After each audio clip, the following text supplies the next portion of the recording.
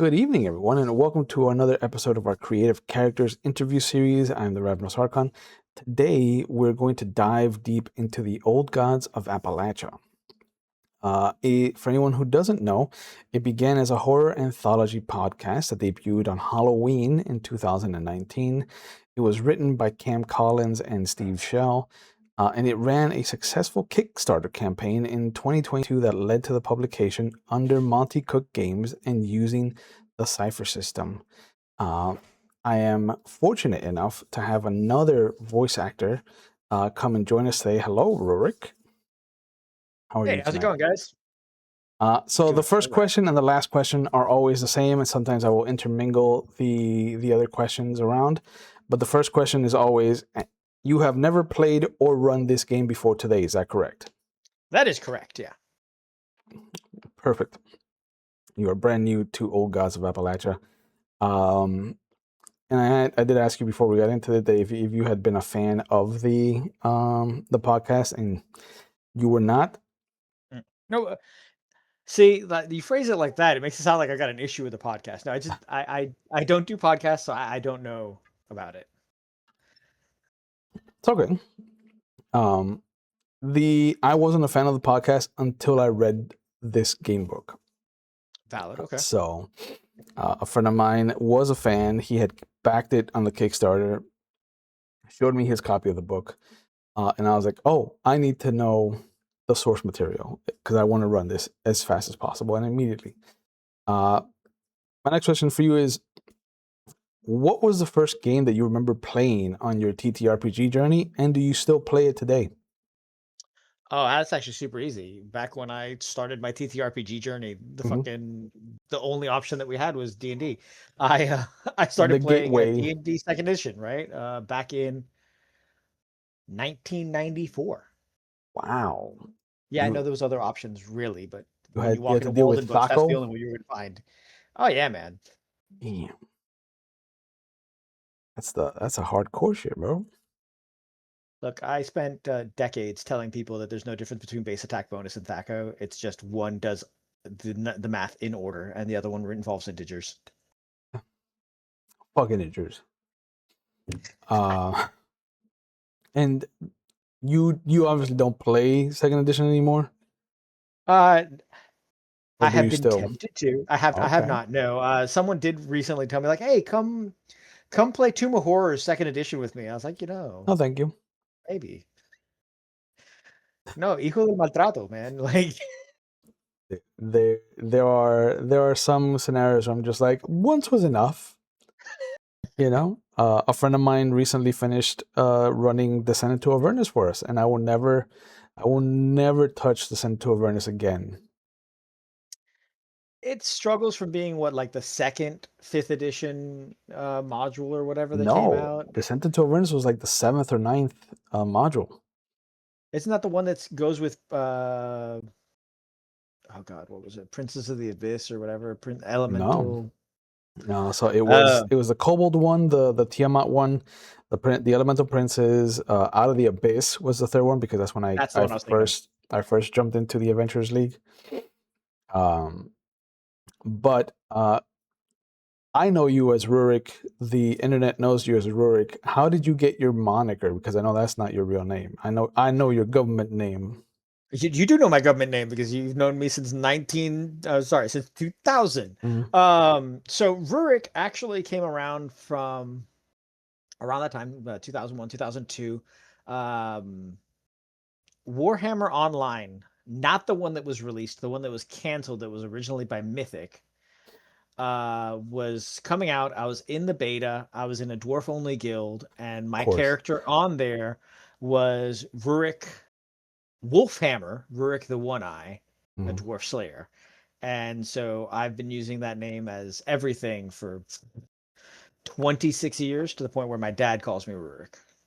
Okay. And how did you come up with it? Like what kind of naming convention did you use, and do you still use the same kind of convention to name your characters now? So Rurik is based on Kazalid, which is the dwarven language, Mm, and it means it's a kingly name. And then years later, I got into historical reenactment and found out that it's like actually the name of the first king of Russia or the first king of the Rus. And so I used that in reenactment too, just because it was nice and convenient. perfect. I always try to start with a character's name. Where do you start when you're coming up with a new character? Like, where's the seed get blossomed from? New characters for me always come from concept, and then everything builds out of there. Essentially, the character is born. Who is this person? And then Mm, I go into there. Um, Rurik, right? The original Rurik all those years ago was a dwarf troll slayer, and he was dishonored because he failed to protect the king's son, and he took the Slayer oath, and that starts filling in who he is from there. okay. You're not familiar with the Cypher system, Mm-mm. um, and so to start things off, you'll notice that there are three stats. You have might, speed, and intellect. Might handles how strong and resilient you are. Speed handles how fast and how coordinated you are, and then intellect handles like knowledge, the speed of thought, and your charm. Okay. Each stat is a pool of points. So you will see that the character she has would underneath it will say a pool and then the edge. Okay. The pool is the amount of points that you're pulling from that stat. So your stat will have a max number. Everybody starts at 10, and then it'll get adjusted as you pick your type and your focus. Uh, but this game is about a difficulty track based on 1 to 10. Okay. It's a D20 system, and the easiest way that they've done it is whenever you're given a difficulty, like if you've got to get a difficulty of 5, you multiply that difficulty number by 3, and that's your target number. So you would have to roll a 15 or higher. The trick in Cypher is that they want you to try to use either an item or a skill, a knowledge that you've acquired to try to ease the task. If a task is eased, it lowers the difficulty by 1 or even 2. And if a task is hindered, it always raises it by 1. Okay. Uh, Always a d20 roll. And the edge is a special ability that you can pick up from your type, from your focus, from your descriptor. And the edge lowers any cost you have associated with that trait. So if you have like the speaker, for instance, has an ability that costs him 2 intellect points. So if you had 2 edge, that power would technically be free for you because you don't have to pay anything for it. Then All right. you'll notice at the top you have 3 other kind of tracks. You have the tier, the effort, and the XP. Your tier is basically kind of like the level of play that you're at. There's 6 tiers in the game, Okay. and the tier kind of determines the max level that you can throw at something. So the amount of effort, the mostly just effort, but the amount of things that you can kind of push, and it kind of determines like where more or less on the difficulty track you should be hanging out. Like at a tier 1, I'm not gonna throw any difficulty 5s at you Right. Right. Right. Right. unless I know you can ease it down. Uh, Effort is the number of pushes, basically, that you can throw at a skill check. Uh, so you can do a flat skill check where you just roll a dice, or if you choose to throw effort at it, that's when you start to pull from the pool. Um, and we'll get into it as we drive through the character Yeah. creation. Uh, Given that the game has 4 different types, though, for you to play, it gives you the Protector, the Sage, the Explorer, and the Speaker. And given that at some point in your life you've been all 4 of those things, What was the easiest role for you to fall into in real life, and what has been the most difficult out of those four types? Oh man, as far as easiest is always protector, Yeah, right? and the You character know types me. start at page 24, by the way. Oh, I'm follow like I opened character creation webs. All right, bro. All right. So protector, yeah, definitely the easiest, right? Mm-hmm. That's naturally who I am, especially in the last 20 years being a dad, you know. Yes. But I've always been the dad friend, even before I was realistically a dad. Hardest, man, I'm gonna say sage. Mm. I feel like I never know enough to for real be the sage, right? Like that's imposter syndrome at all times. Mhm. Although now I'm old, Yep. and so being old now, I'm gonna say explorer is harder because there's too many routes, you know. No trails to blaze. Yeah. And now I'm a teacher, right? So like sage is just a thing. Yeah. Yeah. That's why I was like, you've been all of these things. Again, the pleasures of being old. Hmm. So, which type calls out to you for this character? What do you have in mind? So I definitely had the idea of sage going. Well, I didn't know that was a thing, but I was looking at an academic, right? Mm-hmm. Sure. So, Sage is very interesting. They are not only the intellectuals, but they're also the uh, kind of casters of the group. The witch doctors, the medicine women, the old wives. Okay. Uh, if you're gonna play a sage, your starting values are gonna shift for your pools. So your might drops down to 7, Okay. your speed drops to 9, but your intellect goes up to 12. I don't feel like that's I don't feel like that's still 30 points. All right. Well, you also, for character creation, will get 6 more points that you could divide however you want amongst the traits. All right. So let's go ahead. We're gonna do 3 points right into might to bring that back up to 10. Hmm. Uh I'm gonna you know what? I'm gonna leave I'm actually gonna bring might up to 11. So that's 4 points. And then I'll bring intellect up to 15. And we'll leave speed at 9. Okay. I'm leaning into something. I'm going. Yeah, I'm gonna be an old person. Let's. You know what? This is adjusting. What is it? The landscape is shifting as we talk. I like it. I like it. On page 35, uh, the boons, the your abilities start. For a first tier sage, you start off with an effort of 1, obviously, Right. and then it gives you an intellect edge of 1. Uh, your might and speed do not get an edge. Fine. You are also allowed to bear 3 ciphers instead of 2, which means that ciphers are like one-time use magic items. Okay. Um, Yeah, I like yeah, that. they're very interesting. The game makes it a point to let you know that at any point each character should have a cipher at least, and that Okay. when they use one, they should stumble upon another one relatively easily enough. Okay. All right.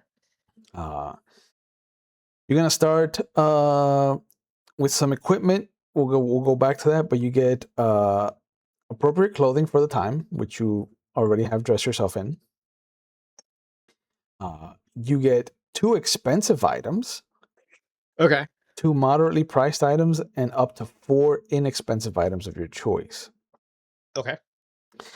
You get area knowledge. You are trained in one non-combat stage-related area of knowledge in which you are not already trained. Choose one of the following: either cooking, crafting, herbalism, reading, teaching, or writing. Oof. I'm gonna go with. I'm gonna go with. I'm gonna go with teaching. No, I'm gonna go with crafting. Okay. That's skills, right? Yep.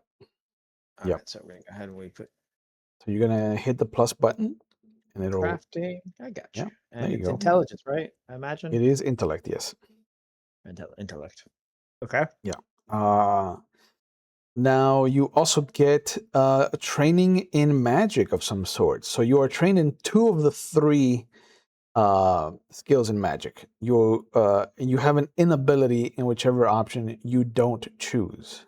So it is crafting, understanding, or using magic.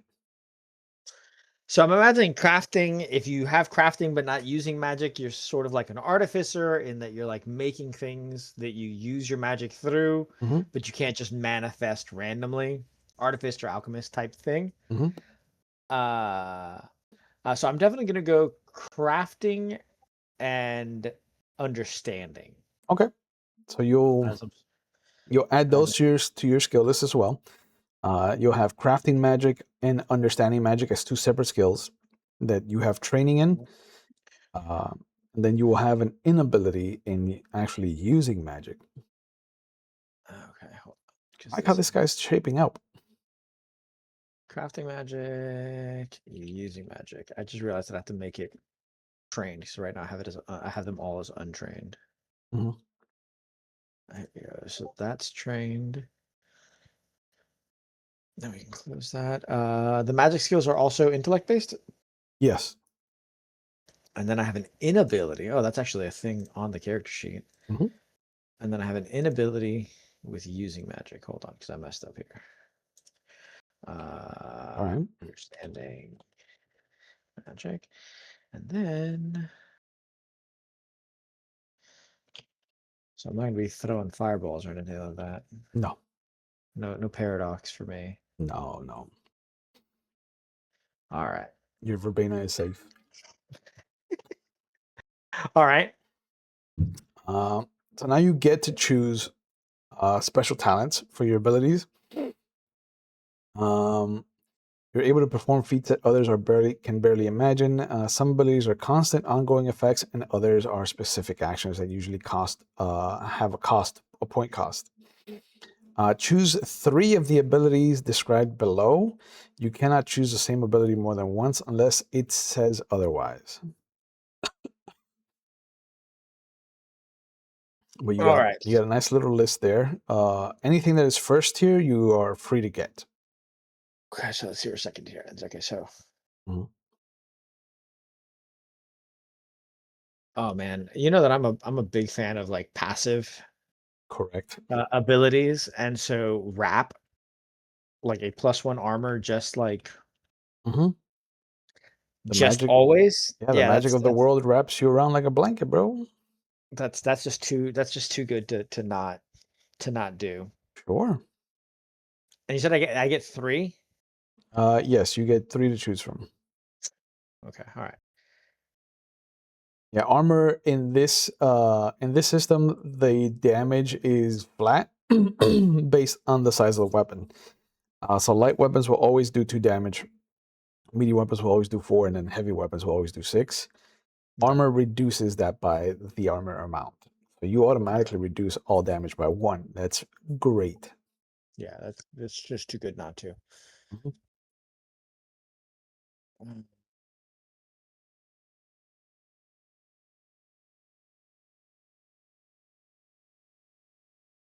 And like I want to do I want to do living off the land and just be like a mountain man. Is kind of where I'm going with this. Given an hour or so, you can always find edible food, usable Yeah. herbs, and potable water in the wilderness. You can even And find enough again, for a small group of people if need be. Yeah, that's fucking useful.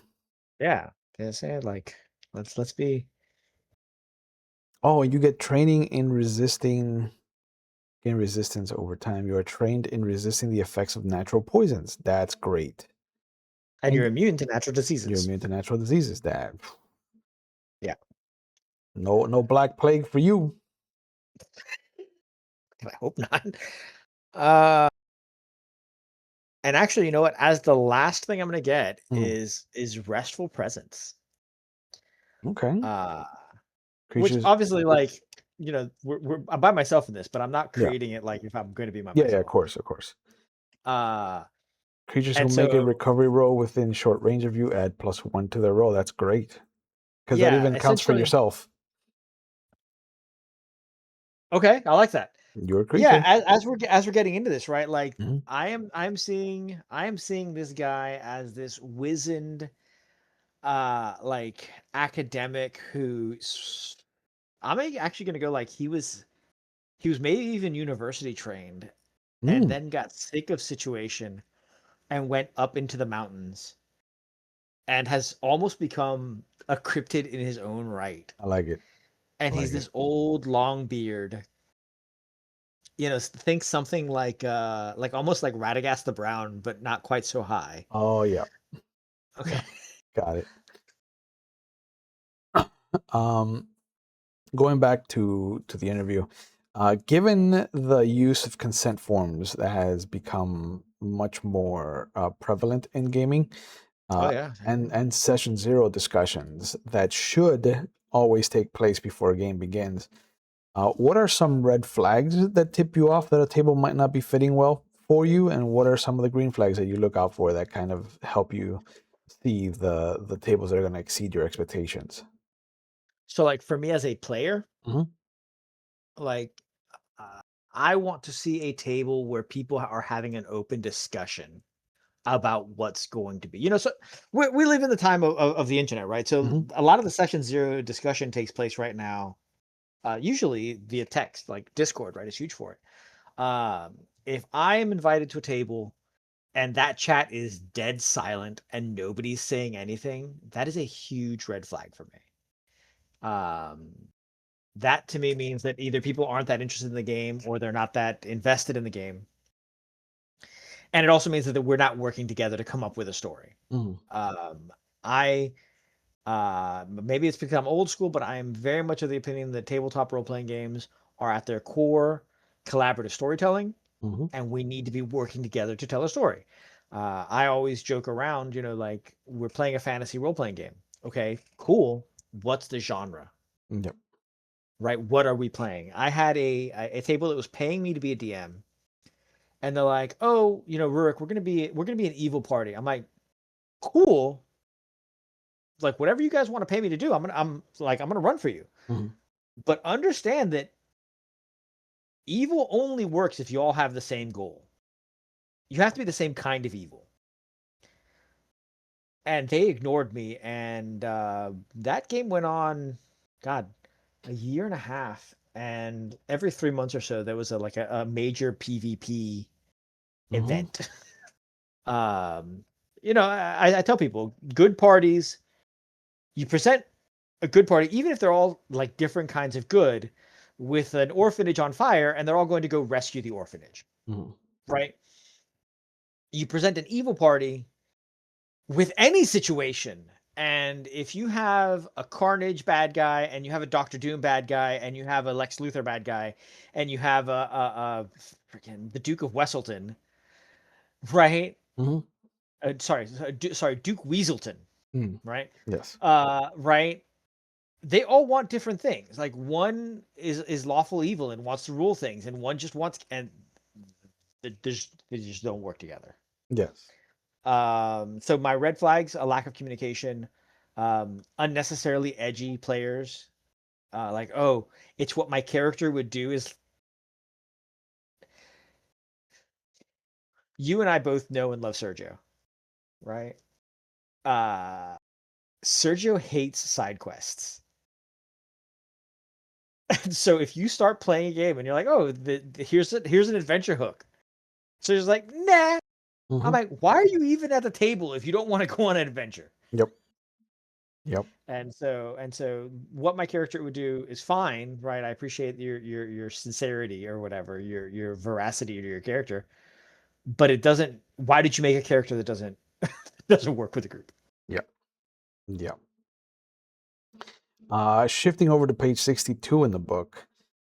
In O Gods, a descriptor is how you identify your character first, as all characters follow the descriptor type focus structure when you're introducing yourself, instead of Okay. like, I'm a level 5 barbarian that is like a totem warrior or whatever. Like this uses a kind of sentence structure for your character. It's very interesting. Okay. It has become the norm to ask someone to describe or sell you themselves based off of one word descriptors in real life. What would you say are the top 3 descriptors someone would use to describe you, and why? So I have always said that if I get to pick one word to put on my tombstone, I always Mm, used to say stoic. As I've gotten older, I like enduring more, mhm. because now I'm actually old enough to have endured things. Yeah, um, but also joyful, I like that. right? Yeah. Um, I I am here to be a happy guy. I'm here to enjoy my life, and I want that to be clear to other people also. Okay. For my character, Yes. however, now that I'm on here on page 62, I didn't know that that was actually like a list of words. So I had typed in rugged because I am occasionally I occasionally get ahead of myself. Hmm. Um, I'm gonna go with I mean, if you're looking for something that gives off the I saw rugged, stout or hardy. yeah. I think I'm gonna go with neighborly though. I mean that goes counterintuitive to the cryptid, the almost cryptid storyline that you were giving me No, no, earlier. no. See, like neighborly in the idea that like if I find someone lost in the woods, Mm, I'm the guy. I'm the like the what are all those stories about the abominable snowman that like finds people and then like puts them in a cave yes. and saves them. I'm not necessarily going to go looking for people Right. because ew, people, but Correct. Correct. I'm going to go with neighborly. I'm going to be the least extroverted, friendly neighborhood cryptid. Okay. Being neighborly grants you emotionally intuitive, which increases your intellect pool by 2. Oh, look at that. Oh wait, the pool though, not the overall stat. My bad. I mean, no, the stat. Oh, okay. Yeah, yeah. Well, okay, yeah, correct. The, Because the stat is the the pool. stat is the pool, correct? All right. So hold on. Uh, I need to upgrade my pool values yeah, here because the pool just tells you what your max is. got it. All right. All right. Uh, now, as a skill, you know what it's like to go a mile in someone else's shoes. So you're trained in all tasks related to pleasant social interactions and discerning the disposition of others. Oh, he's so nice. I mean, look I at like. him.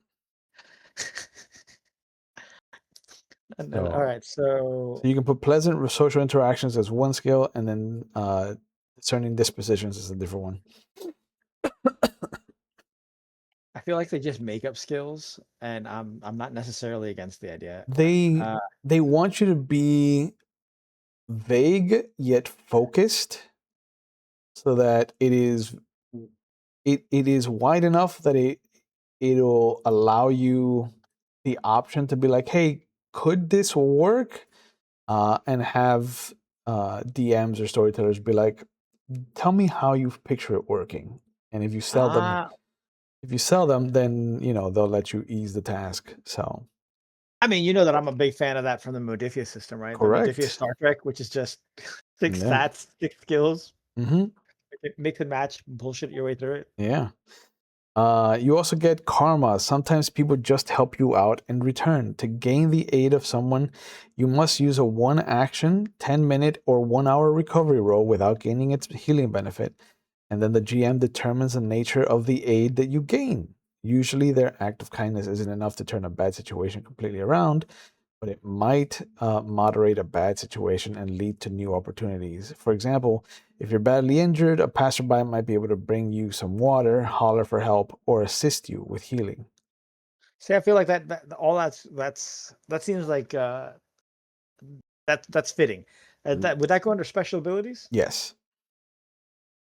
Yeah, man, he's just that old man who lives up in the mountains and nobody really knows No, much about him. he does good things for people, and people do good things when he needs them. Exactly. And let me tell you, that's really Appalachian in general. Like people just you just help out each other because up in the mountains, man, you never know.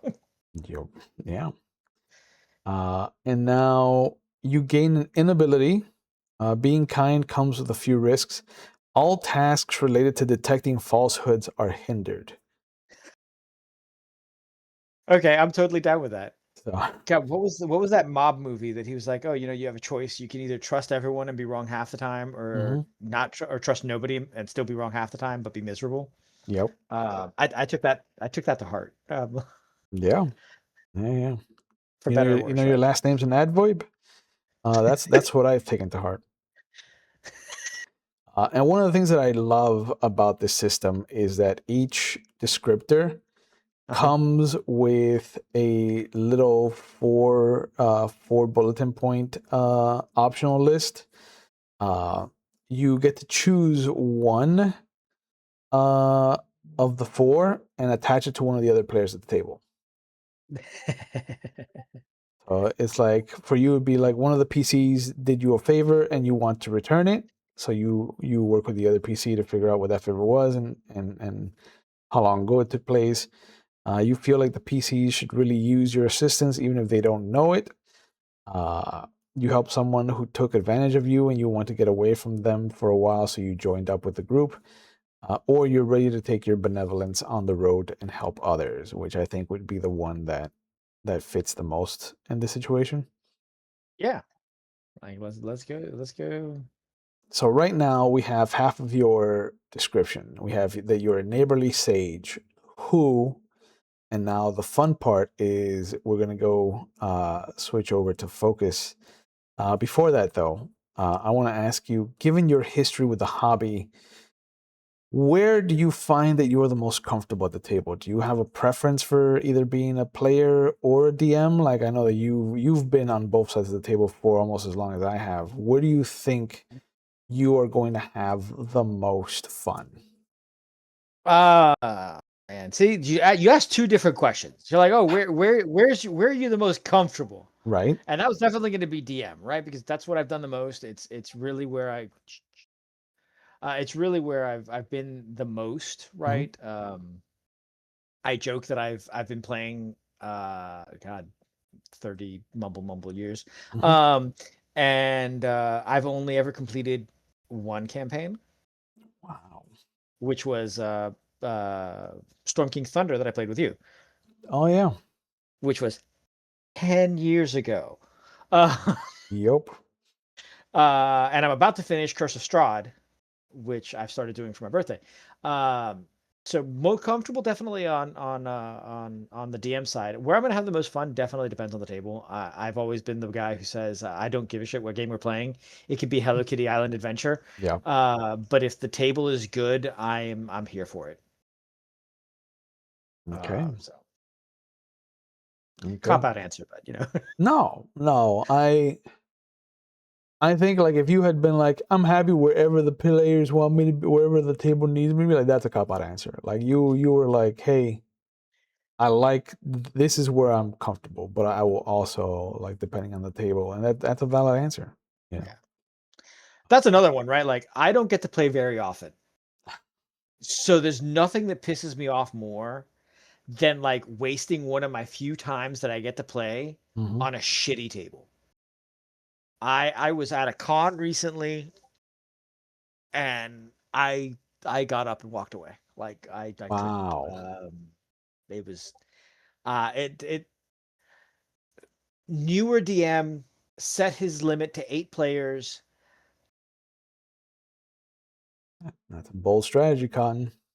And you know the guy really was doing his best, and he had just it was one of those days where the players just were not the right players, and so I was just like, look, man, I've got kids, and I left. Um, so you know, yeah, I hate when I have it the opportunity to be a player and it's a bad table. That just drives me nuts. Yeah. No, I get you.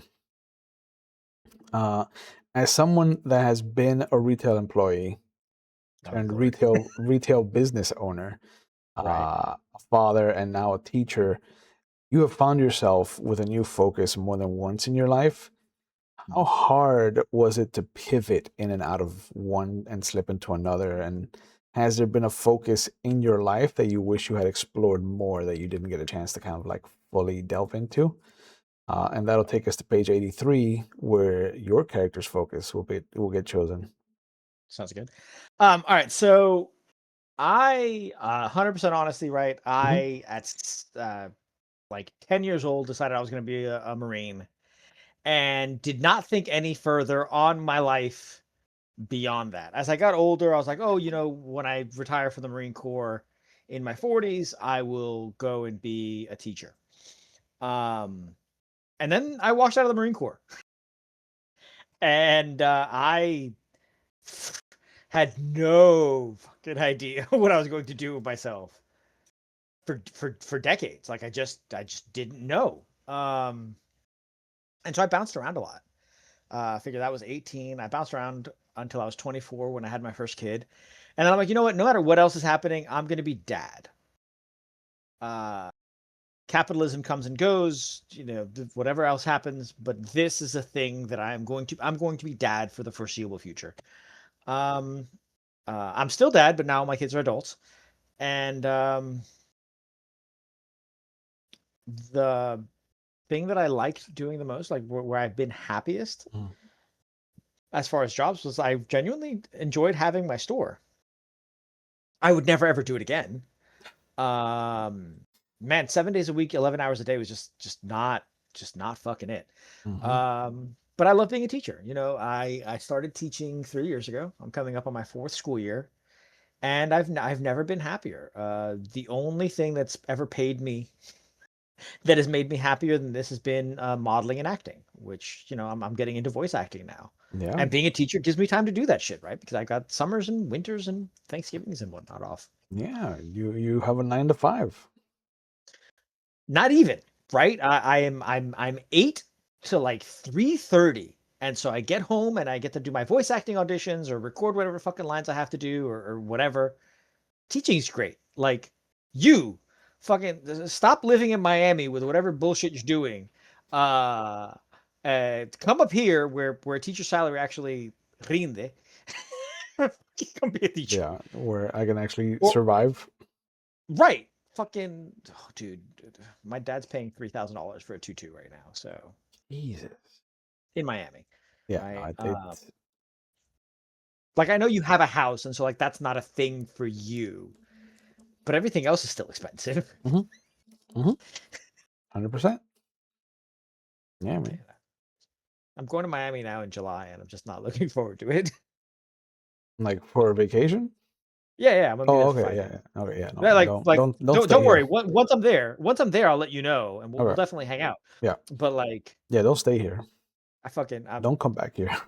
I can't. I'm doing it because like I love my family and I sort of want to see them, but I really wish they'd just come up here. Sort of. Yeah, yeah. All right, where we at? Focuses, right? Focus. This is the last piece that kind of solidifies the character.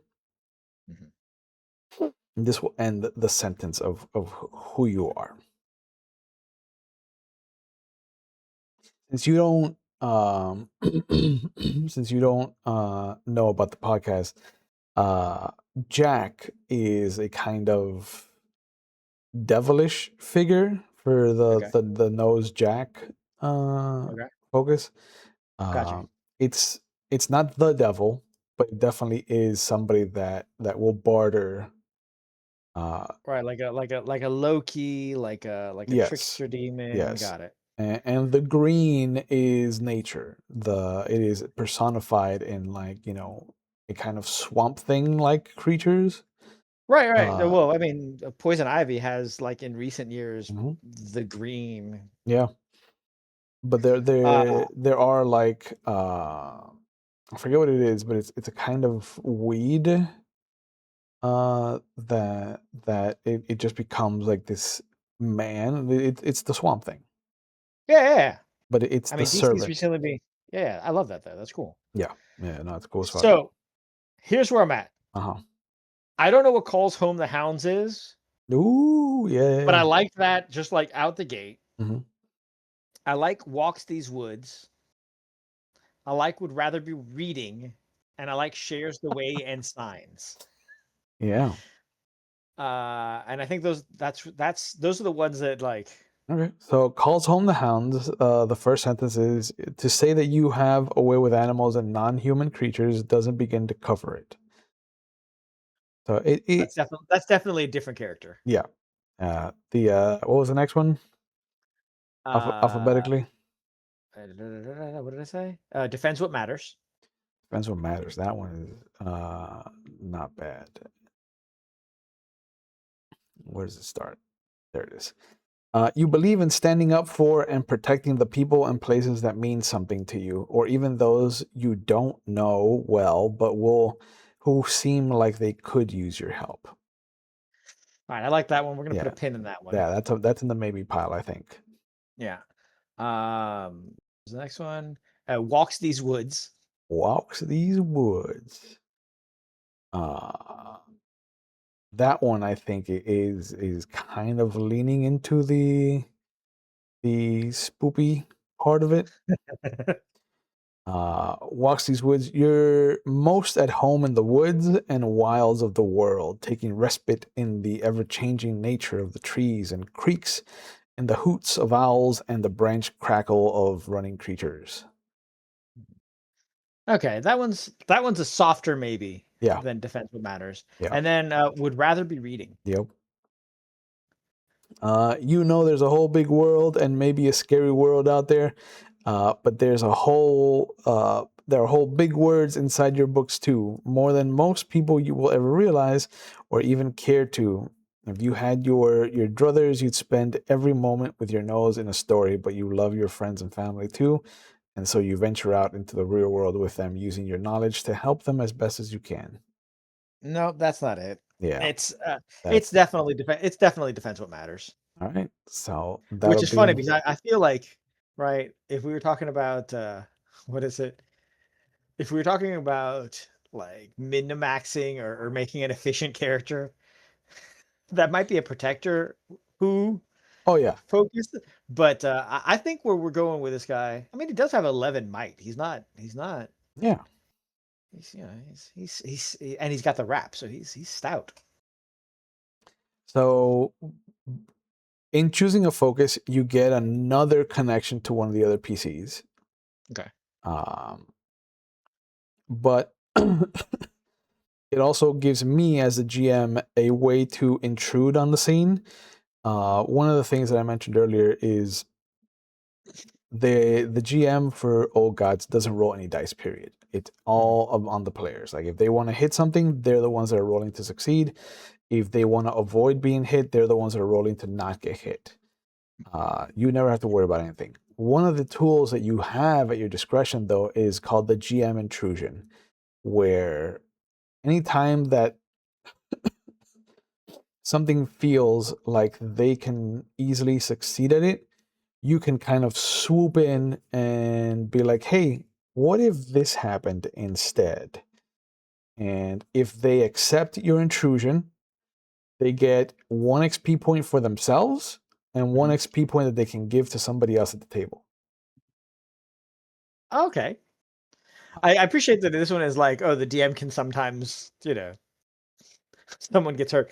And that Mhm. reminds me of like old White Wolf. It's like, Yeah. oh yeah, you can pick true love, and yeah, you get good things, but Yeah. or family, right? In Werewolf, like, oh yeah, you have non-Garu family, but Yeah, your the DM kinfolk. knows. Yeah, Yeah. but the DM knows. Yeah. Uh, yeah, so the GM intrusion for Defense What Matters is that a character focused on protecting others may periodically leave themselves vulnerable to attacks. A ward is injured or threatened, distracting the character from their task.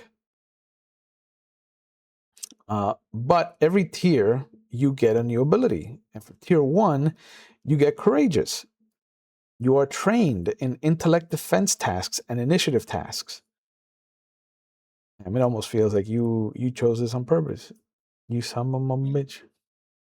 Some bitch. All right, hold on. How does Yeah. that work though?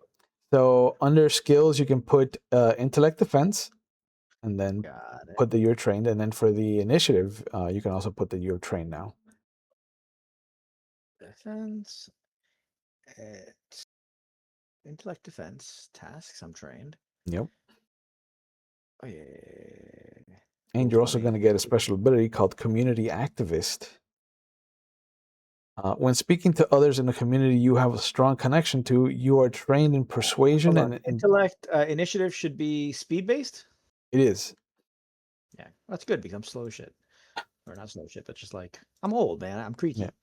All right, special. All right, community Okay. activist is a Yeah. special So your ability. special ability is community activist. When speaking to others in a community you have a strong connection to, you are trained in persuasion and intimidation tasks about topics that directly relate to that community. Tracks. Yeah. Yeah, it fits.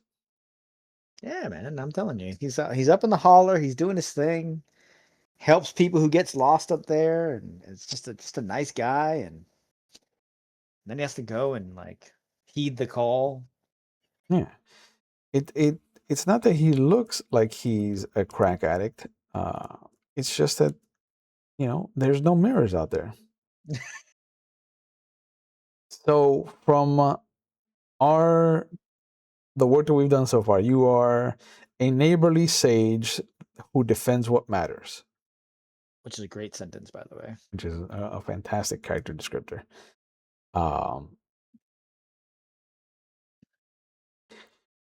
Given your time in the hobby, what has been your favorite genre to explore, or even is there a genre that you've wanted to explore and might not have touched or dived into as of yet? Ooh, all right. So like genre, I don't think there's one that I haven't played a game in, Hmm. right? Yeah, yeah, Uh, we've been around. but what do I like playing the most? Man, I really like Star Trek Adventures, and I Hmm. really like the way those games play. But oh no, I got the answer here. Hold on. Wait, Okay. it just came to me. Oh, All right. okay. I recently discovered Mhm. that I love tiny people. Okay, like the Borrowers, the sequel to Oh, the okay. I Variety, thought you meant children, and Fairies. I was like, so I love you, tiny people. I mean, I love children. I have a bunch of those, and yeah. I borrow 200 of them during the school year. Um, but no, like genres where you are small in a big world, Oh, I'm wow. 100% here for. I was just telling you about Two Little Mice who created Hmm. the game Household. Hmm. Um, I would love to play that game. And like the different fairy nations have different dueling weapons. Some of Nice. them use like a pin. Some of them use like half scissors. Oh my Uh, God. dude, it's some of them use a needle with a silk song, like it's attached to a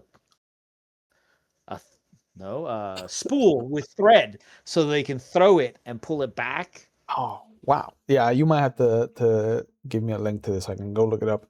There Yeah, was Two Little a Mice, Household, Little People. Let's go. there was a board game that I played a long time ago where you're playing these heroes that got turned into mice, and apparently it was so popular that they actually made an RP about it. Uh, Mouseborn.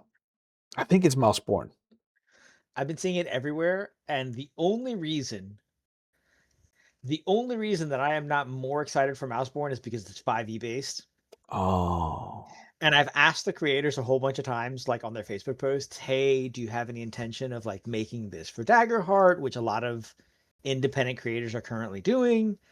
Um, and they haven't answered me, which I get it, right? They're in the middle of their Kickstarter, like they were fully funded inside 6 or 7 minutes. They asked for like 6,000 of their 100 and God knows what now. They don't Jesus. have time to deal with my particular bullshit. Yeah. But I would play Mouseborn so quick. Again, tiny people in a big world. Yeah. Honey, Yeah. I Shrunk the Kids, right? Come on Yes. now. Yes. Grounded, by the way, is free on PlayStation Network for June, Okay. and it's literally Honey, I Shrunk the Kids, the video game. Hmm. It's so 90s it hurts. I love it. Okay. I'll take a look at it. Um, since you've been on both sides of the table, of the screen, what has been the tried and tested uh, kind of stamp of approval for what makes a good game great and what makes a mediocre game terrible? What are the hallmarks that you've kind of witnessed and observed in your time? Okay, so what makes a mediocre game terrible? Mhm. 100%. The number one thing that makes a game bad is when one player is trying to win. It doesn't even matter what they call winning, right? It could be like get the most money, or it could be the one get the most attention. Anytime that one player is in hard competition, because sometimes competition is appropriate for the story and whatever, Mhm. but anytime that someone is trying to win the game, whether it's the DM or the players, that is not going to work. Obviously exceptions, right? There's no such thing as absolutes. But that for me is the number one, like, oh, this is going to be a shit show. If a DM is like, oh, I'm trying to beat the players, it's just bad. Um, Mhm. if one player is trying to like min max so they can be the strongest at the table, terrible. Now, if you have a DM who wants to be an asshole, lets the players know he wants to be an asshole, and everybody at the table twigs out to the maximum, and we're just seeing how bad it can get, that's different. That can be Mhm. cool. But just like the difference between boxing and assault, the difference is consent. Correct. Um, and as far as what makes a game great, commitment to the story. It literally just comes down to a table of players who are here to tell a story and have a good time. It doesn't need to be complicated, right? It's you are here and you are invested into what's going on, both with your characters and the story that the DM has written, and from there you go. Okay. If you want to jump over to 121, we can take a look at that equipment that you Yeah. were you were given for being a sage. I'm gonna And tell you what? that I should have written down what the fuck I was gonna get, but Uh, it's 2, 2, and 4. oh, okay, that's easy enough. Yeah.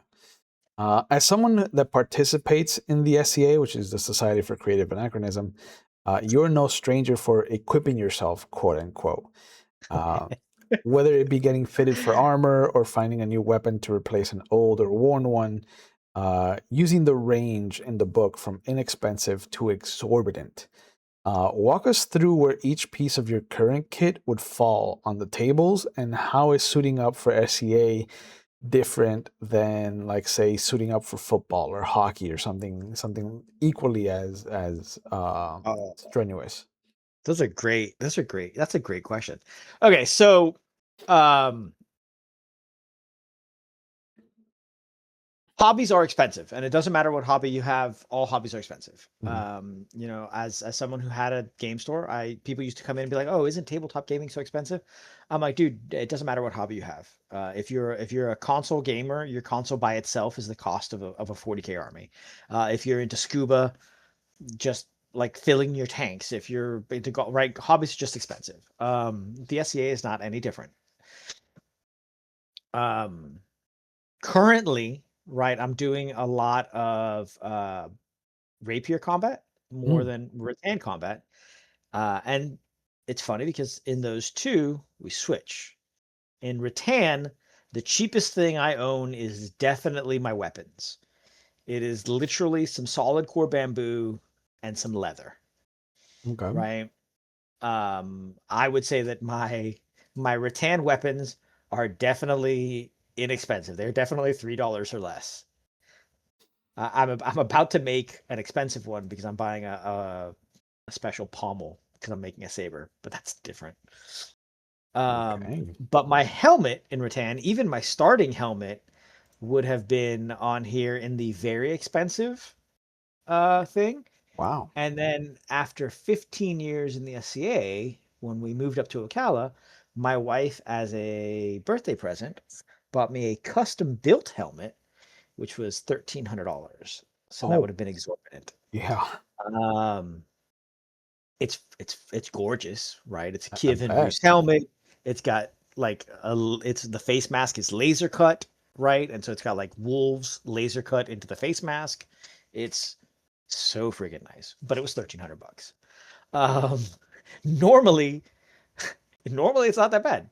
On the other side, rapier, your rapier helmet is like $30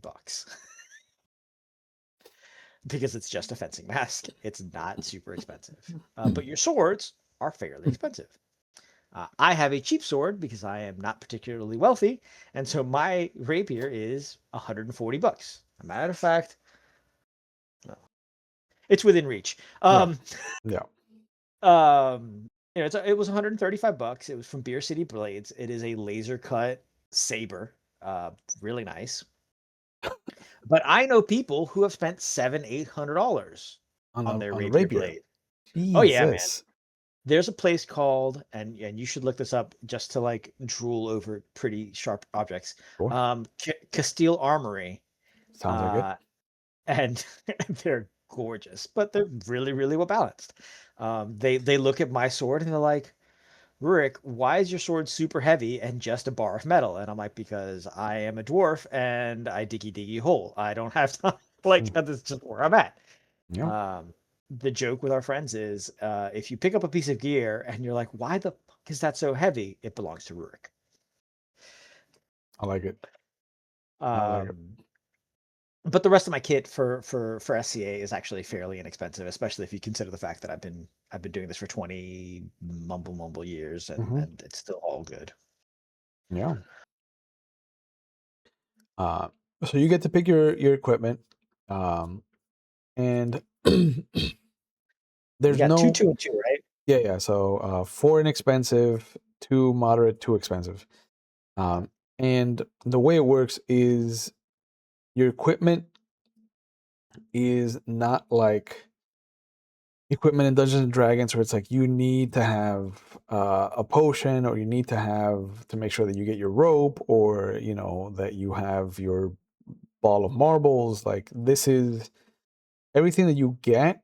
You are looking at wanting to help you tell your story, because you never know when something might be like, hey, uh, you need to brew up a potion or some kind of salve or a bomb, and you happen to have a little cooking kit. And so now your task has been eased because you have brought your cooking kit. So it's very much like, it's more strategic to choose things in this edition, in this game, because you never know when something might help you.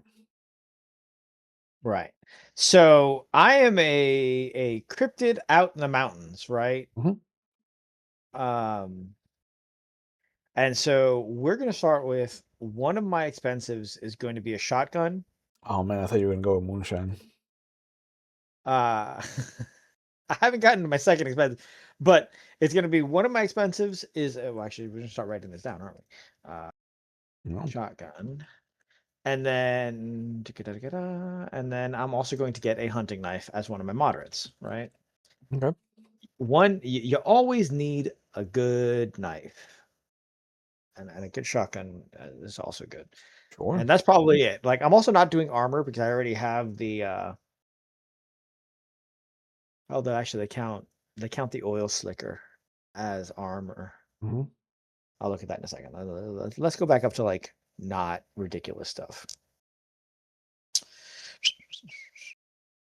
I like that you went straight to weapons and shields, and danced over the goods and services. Well, I didn't. I had scrolled through, Hmm. and that's where I ended up when you finished talking. Okay. I'm looking at this sidebar. What's in your bag? Hmm. Uh, and I think that's pretty cool, actually. Like eating Yeah. utensils and nonsense, right? Yeah. Yeah. So I want a hat. Is a hat armor? No. Like boots are on here, Hmm. and I feel like that's my second. Again, this is just me like someone who's been out in the wilderness. Yeah. I don't see a world in which I don't have boots. Yeah. It's just Yeah. A pair of and boots to so take you far. yeah, man. What is it? The Vimes boots economic theory. Mm-hmm. So that's going to be my second moderate. Okay. Is definitely boots. Are they rubber or leather? Oh, they're definitely leather boots. Right. Um. So for inexpensive, I'm gonna want for one of my inexpensive is definitely gonna be medical items simple, Okay. right? Most of what he does for healing is going to be like herbs and things of that Mm-hmm. nature. Yeah. But I should have enough like real medical stuff to real medical stuff to cover that in the Yeah. clothing was already covered. Yep. I like that a haircut is on here. I love that. Mm-hmm. Yeah. Shaving set. Who shaves? No, man. Ain't no mirrors in the wild. I ain't got time for that. Um, I already did both my moderates, which is a shame. Yeah. Well, because like I'm not super.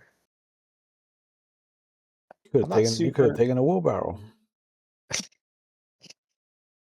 Well, like I'm not super into the expensives, Yeah. although I kind of want a pocket watch. Um, but that's just like that's a Rurik thing, not a Mm-hmm. Jackson thing. Yeah. I'm gonna go with the oil slicker, Okay. because that's an inexpensive, so that's two inexpensives. Sure. And I guess like I guess I have to do ammo, so that's my third. Yeah. My third 20, we're just gonna call it 20 shells Yeah. as my third inexpensive. And then I still have an expensive. Hey, is it possible to trade my expensive for two moderates? I'll just trade down one for one. One for one? You know, fine. I like it. That hurts me, but that's fine. I think I'm gonna go with travel pack, but I need to double check what the notes are on it Yep. because I feel like a travel pack is gonna be one of those like the explorers pack from D&D. It's just like a bunch of like stuff.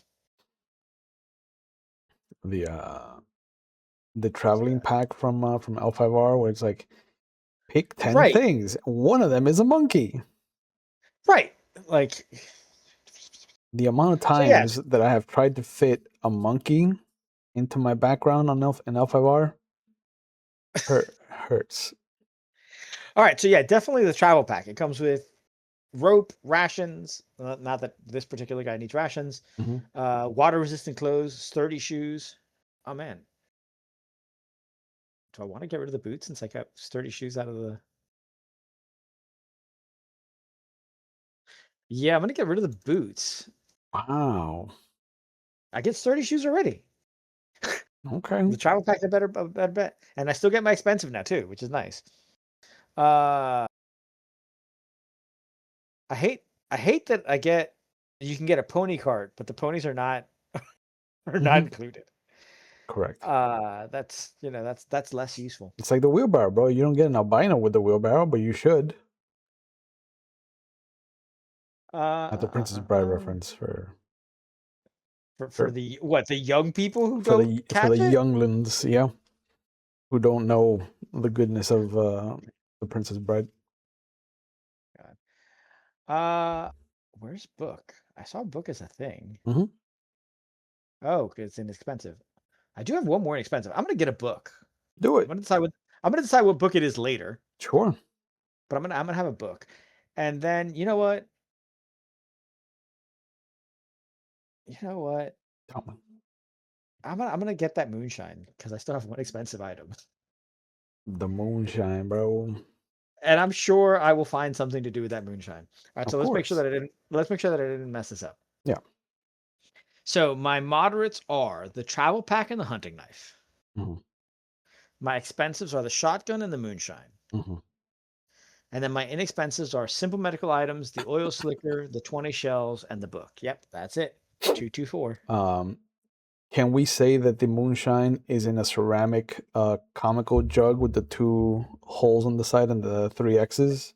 First of all, it's just one hole, and it's so that you can do this one. All All right. right, okay. I'll do the 1 hole, but it's gonna have the 3 X's, or else you can't have it. Yeah. And Okay. like the X's are in the clay. It's not like Yeah, no, nothing else is obviously. ever meant to be. Yeah, Nothing else is ever meant to be in this yeah. particular. This is not for mayonnaise. This is for moonshine.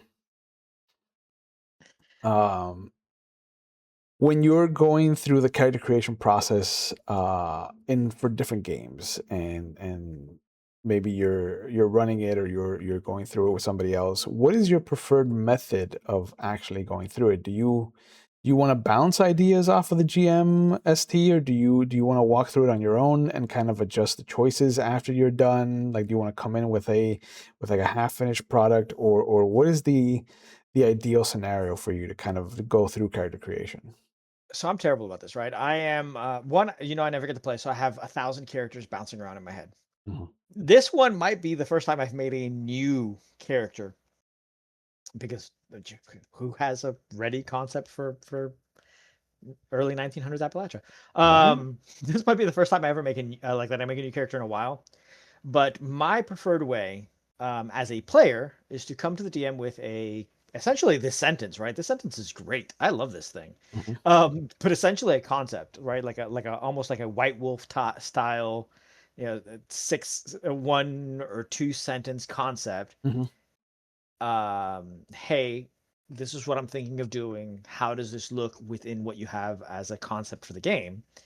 Or sometimes I'll ask the DM, hey, what genre are we looking at, so that I can sort of zero in. And I'll usually give 3 different concepts, right? So that we can come to that session 0 and be like, hey, this is the rough idea of what I'm Mhm. looking at. Um, our last game here on your channel, we did Daggerheart, Mhm. and I came out with my kobold wanderer Azray, and he started off as like literally like this noble who got lost and was raised by dragons. And man, that was a fun game. But yeah, usually I start with a sentence. As a DM, how do I like my players to come to me? Mhm. I like them to come to me with a sentence, and so I will literally ask them for a concept, like, "Hey, what? Don't look at the rules. Just let's start with like, what story do you want to tell, Mhm. and then we'll look at the rules. That's fine. It's okay. We'll make it work. But first, Yep. what story do you want to tell? Especially because I play so many narrative games these days, right? I'm not Mhm. playing a lot of D&D. I'm not playing a lot of class-based games, and so like I'm running a game right now for some friends that's Werewolf 20th edition. Yeah. I'm calling the Chronicle. It's not called Chronicle in Werewolf. It Whatever. is. I'm calling It is. it is okay. Yeah. So I'm calling the Chronicle K-Pup Worm Hunters, Nice. and it's set in 1980s New York, and they are a glam punk band uh in New York. And I'm like, all right, so what are your concepts? And someone's like, well, I'm gonna be the lead singer, the seductive siren. I'm like, solid, love it. Oh, I'm gonna be a Get a Fenris Ragabash, the drummer. I'm like, yes, here we go. And I like it. and so that's how again, for me, it's all about telling the story, which starts with concepts, man. We all need to know what story we're trying to tell. As Thank you for bringing up Get Offenders, because I wanted to ask you, how do you handle somebody bringing you one of those problem classes, or archetypes, like, because I know that the moment excuse me, the moment they ran their werewolf game over at McStabbers, and I applied, I was like, hey, just so you know, I want to play a red talon. I don't want to play the stereotypical red talon. I want to play a red talon that is their auspice more than anything else.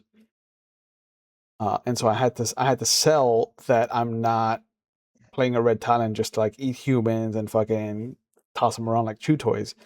And it was one of my favorite characters. Like even now, I have an idea for Get a Fenris that has nothing to do with like his Nordic background. He's just a fucking himbo who walks around with a fucking acoustic guitar that's missing a string, but he doesn't care. So get offenders are an issue frequently. They're my favorite tribe. And so I don't automatically look at them that way, right? But I like, hold on, the chat just helped me out here.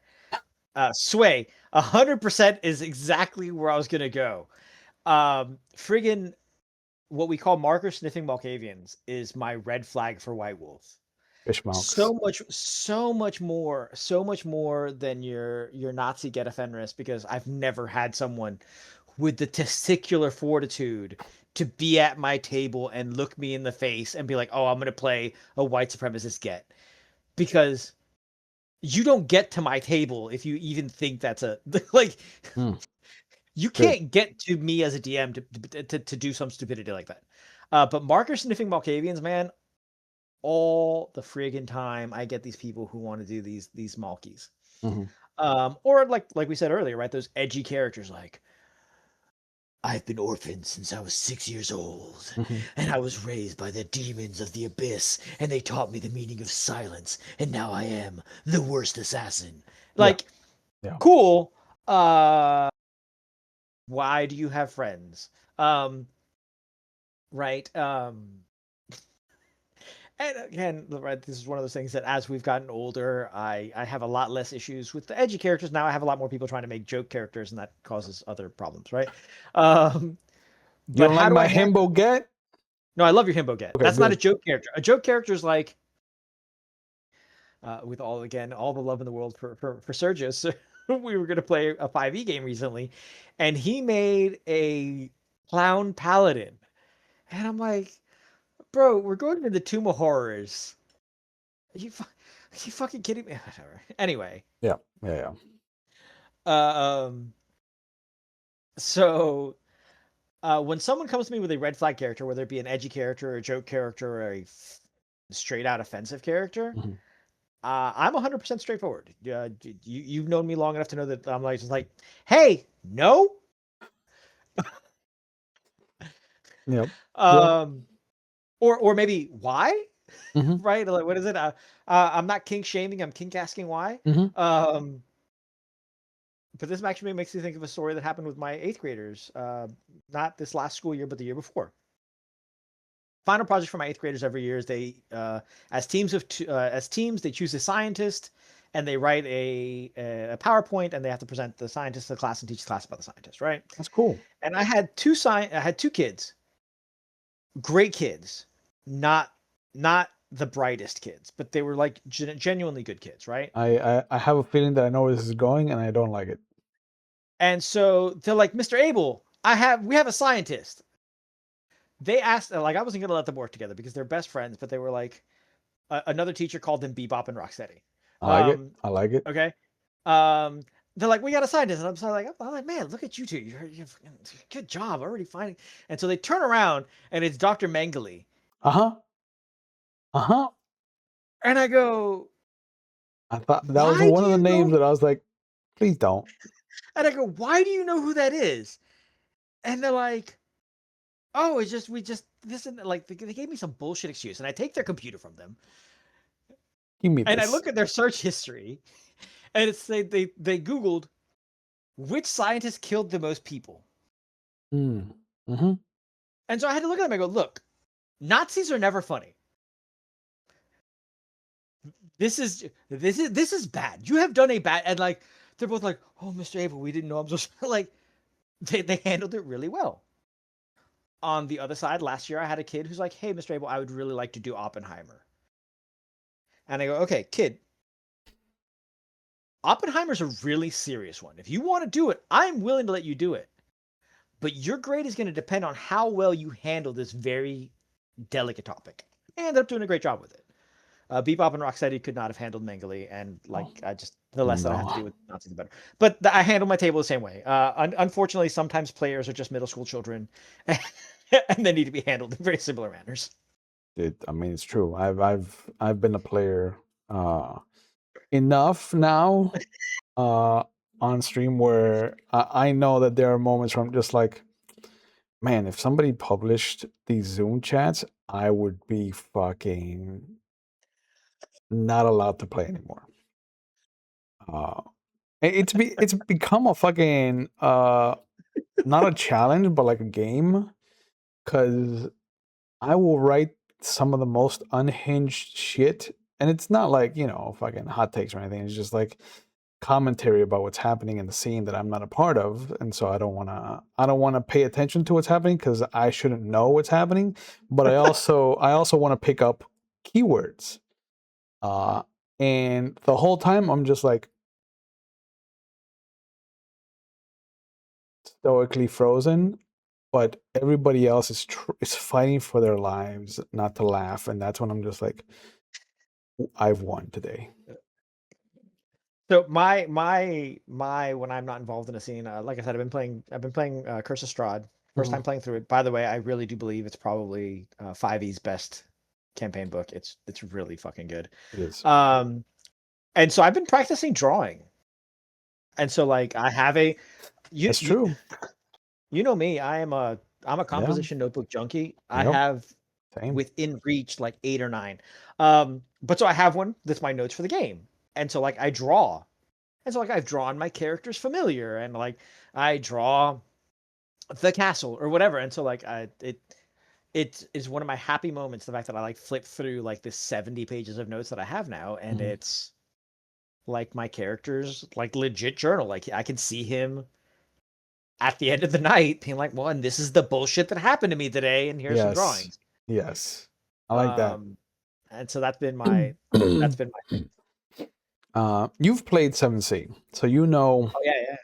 you're I missed used to that game. games that don't have like levels or experience trackers or like keystones rather I avoid them for these days actually. yeah, yeah, same.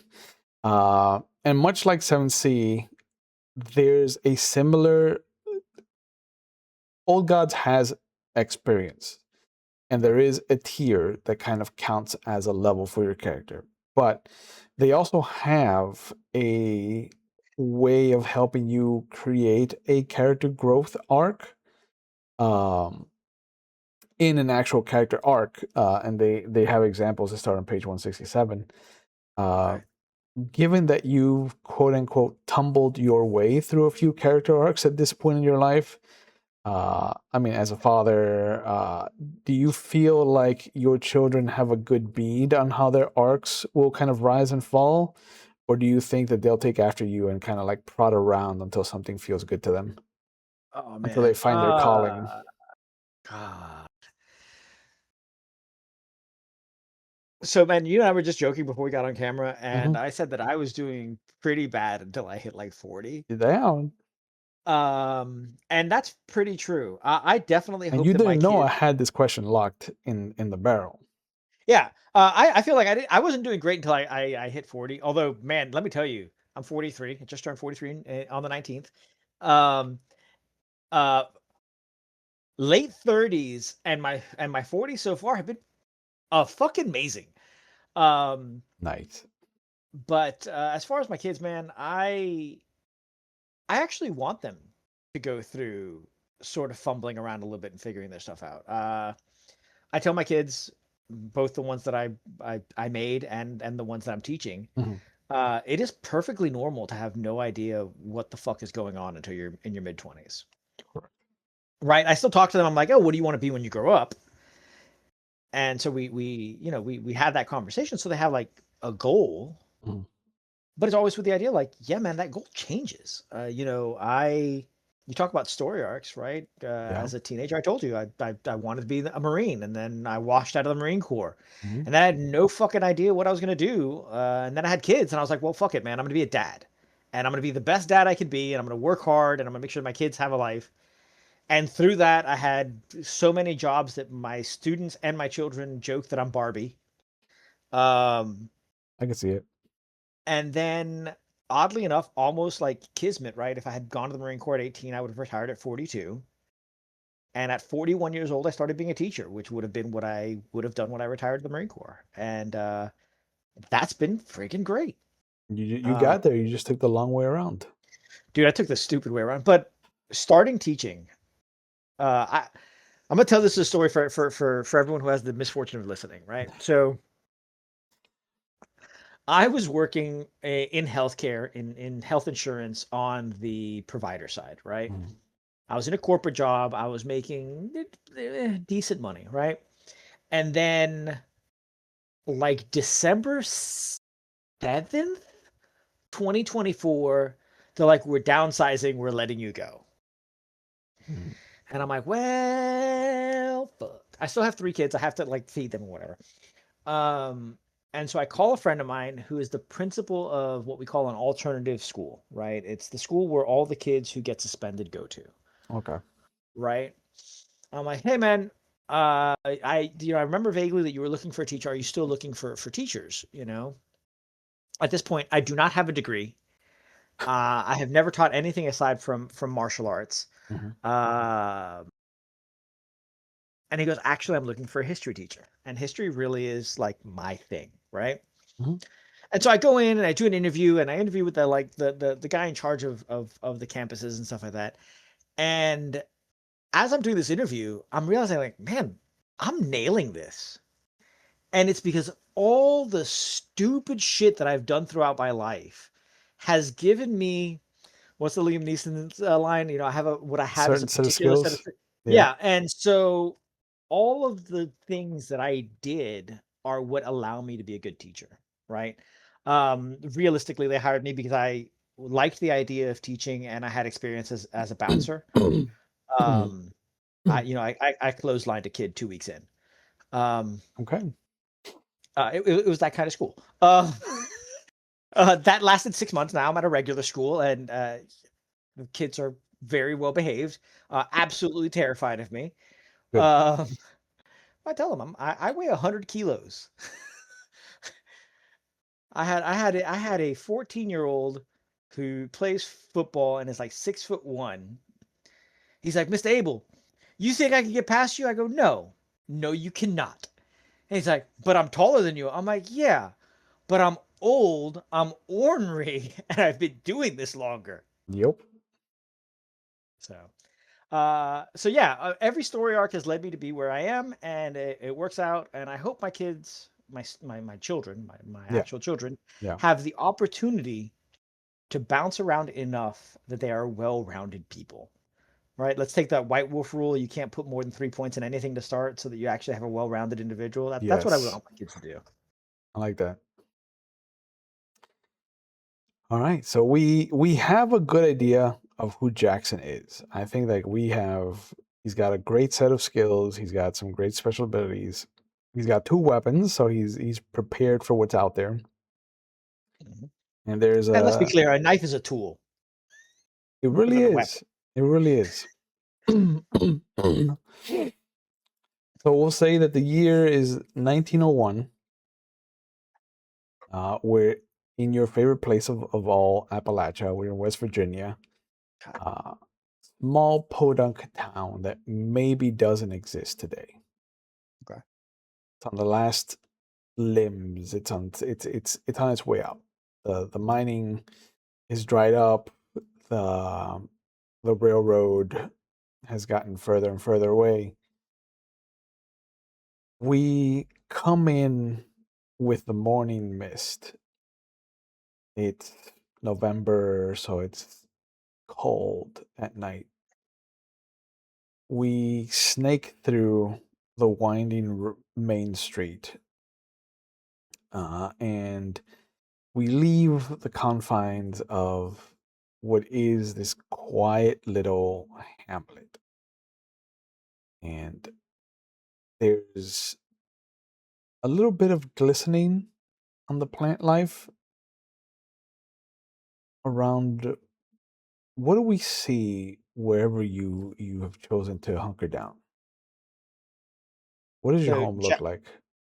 so Jackson definitely lives up in a holler, Hmm. between two of the taller points of the mountain. It's like a log cabin almost, more or less. He built it himself. He's got skills in crafting. He's got strength. He's got intellect. He's definitely built out himself a cabin. Mhm. It's a one-room cabin. A fireplace. From the outside, it's got two windows. You see, in front there's a brick oven which doubles as a forge for him to repair things, Mm. and it's sort of built into this hollow, this little glade in the woods, right? Mhm. There's a creek out back where he gets his water, and it's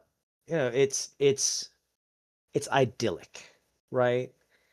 It's the type of place that under the right lighting looks cozy, and under the wrong lighting looks terrifying.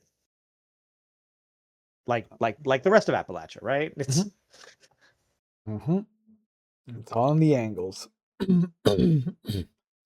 um, so we'll see this nice little log cabin as the morning sun is creeping up into the sky.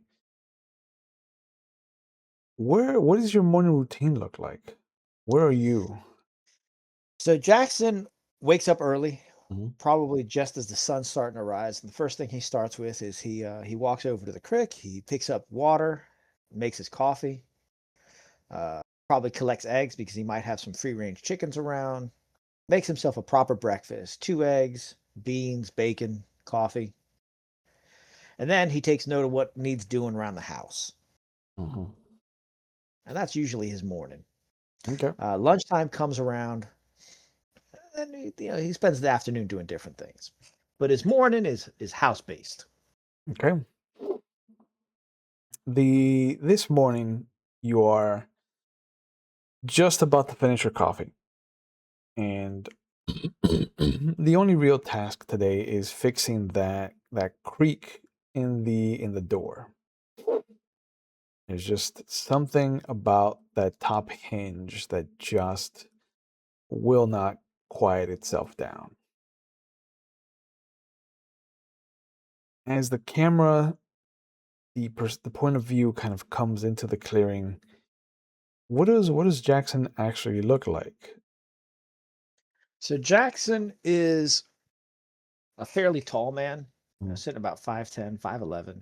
Yeah, he's not a mountain of a man. We're not talking about like Big John or anything like that, but Yeah. he's big enough that people stand up and take notice when he enters a room. Oh. Uh, he's probably older. He's our age. He's in his 40s. He's no longer a spring penguin by any stretch of the imagination.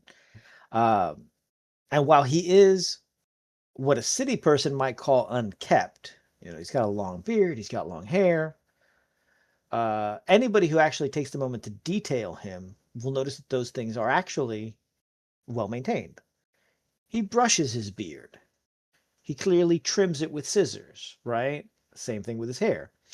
He's clean. His clothes are clean. This is a person who takes pride in his appearance and takes pride in himself, if Mm. not necessarily his appearance. Like he's not preening, but he takes care of his clothes. He takes care of himself in the same way that he takes care of his tools, right?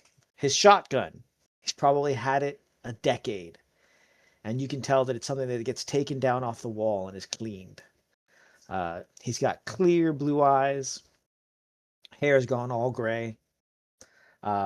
His skin is weather beaten, tanned. He's clearly an outdoors person. Most of the time, suspenders, loose shirt, heavy duty pants so that it doesn't get broken. And depending on what he needs, he's got a vest when he needs to go to church, a proper little tie, and then he's got his oil slicker to throw over everything when he needs to stay dry. You get to fix in the door. Lunchtime comes around. It's been a quiet day, The best days. and that's when you notice that it's actually been like unusually quiet. Like you haven't heard any birds in the sky. You haven't heard any kind of insects milling about. The wind hasn't rustled anything. It's comfortable. It's like 50 degrees, but it hasn't moved. It's just been kind of there. Unnecessarily still. Hmm. So, he's I imagine fixing the door has been a matter of unhanging it, taking a rasp, making sure that things aren't everything's lining up properly. Hmm. And so as he goes to hang it, right, because we're coming up to the end before he gets ready to go to lunch, he notices the stillness around him. And his first thing is, well, that ain't good. And so he's going to take a moment Hmm. and he's going to, I mean, I guess I don't have any perception or anything like that. I But mean, he's going to take a moment. you can do a Go flat ahead. roll Yeah, he's going if to you take a want to try and moment. take a look. He's going to take a moment. He's going to try and look around and see if anything is out of place within his clearing, right? Take a head count of his chickens and all that. Okay. How does rolling in this game work? So that'll be an intellect test. Okay. So the little die next to intellect is what you would use to roll on roll 20. um, do you want to spend any of your pool to ease the task? Man, it feels a little early in the day to start to start with some nonsense already. Well, Spending remember resources. I will say that your gamer instincts are correct. Your pool is a finite resource, and even though there are 4 different kind of rest periods that you can take, you can only take them once per day. The uh, the pool is a resource, but it's also your health. You will I notice that see. there's no health tracker on the character sheet. Eh, Uh, there's a damage tracker because you can be hurt. But as far as like health is concerned, whenever you would take damage, you would take it away from a pool uh, that is most applicable to whatever test you had to roll to avoid being damaged. okay. Yeah. So it's a little early to start with some fuckery. Okay. I mean, I got you have an intellect edge, so the cost to throw effort at something is reduced by 1. So all right. So how would I spend? So if you didn't have edge, anytime that you want to use effort on a roll, the first time you use it, it costs you 3 points from your pool. Every extra effort that you're throwing at something costs you 2 more. So Okay. if you were like tier 2 and you wanted to throw 2 effort at something, it would cost you 5 points total, and then it would be Okay. So right but now I can only ever do one. yeah. So Sure. it would cost you 2 if it was an intellect test because of your edge, but it would cost you 3 if it was like speed or might. You know what? Frack it. Let's go ahead and There you go, let's man. throw You got a 17, bro. why not? Let's go. All right. So what's the difficulty? So Because easing, it's asking me. yeah, Because because it's asking. you've eased it down. So let's bring it down to difficulty 3. All right. So it's a demanding roll. Let's see what we got. Demanding. And now it's asking me effort. Oh, yeah, yeah. All right. That's Oh, fine. okay. Well, now I know for next one that it Yeah, asks me the effort afterward. yeah, okay. Success. Yeah. Yeah. So you see how it says difficulty 3, but the target number is actually 9. Yeah. Uh, yeah, man. You notice that there was a bird's nest on the edge of a hill, like a little knoll. Mhm. What kind of bird was nesting there? I'm gonna go with grackles. Okay. Just a common grackle. Yeah. It was active yesterday, but now there's nothing over there. You don't hear anything, you don't see any movement. Um, but it feels like something is watching you.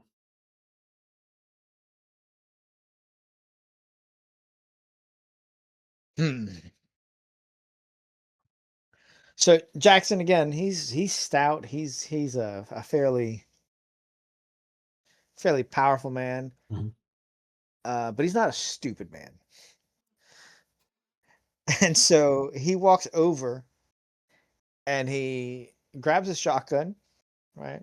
Flips it open, puts 2 shells in, closes it. And then he walks back outside and he starts looking around. You don't get to be an old man in the hills of Appalachia by being dumb. Yeah. So you'll start what I imagine is like a little fan going back and forth, and every time that you're increasing, that you're swinging around, you kind of are pushing out. Yep. You get to the point where maybe like 20 feet from the bird's nest, you'll see a dead grouse. Grackle. Grackle. uh, Blackbirds. Corvids. it it looks like something with a short muzzle bit into it.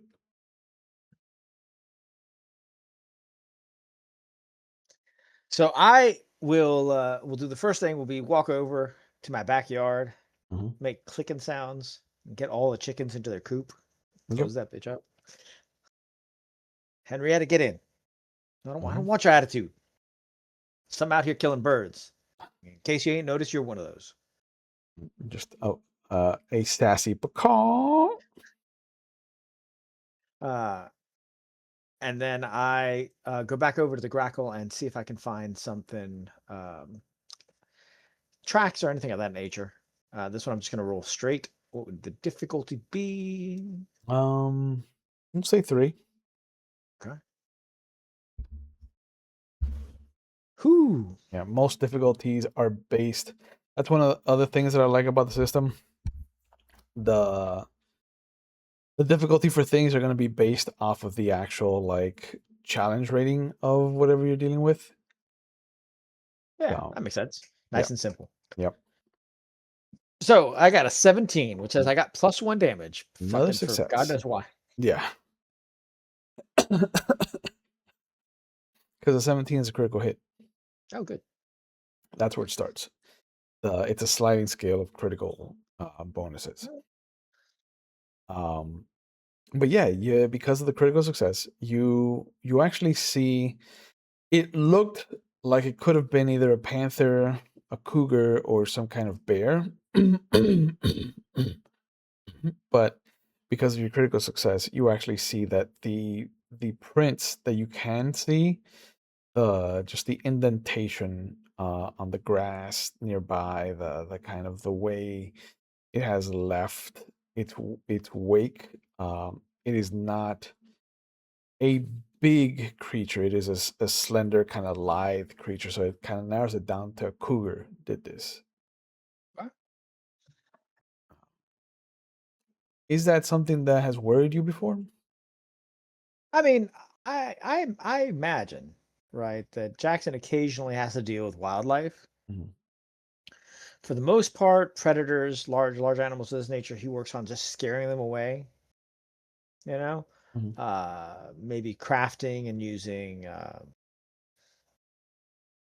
musk and pheromones and things like that. Like, oh, this is the area of a larger predator. Mhm.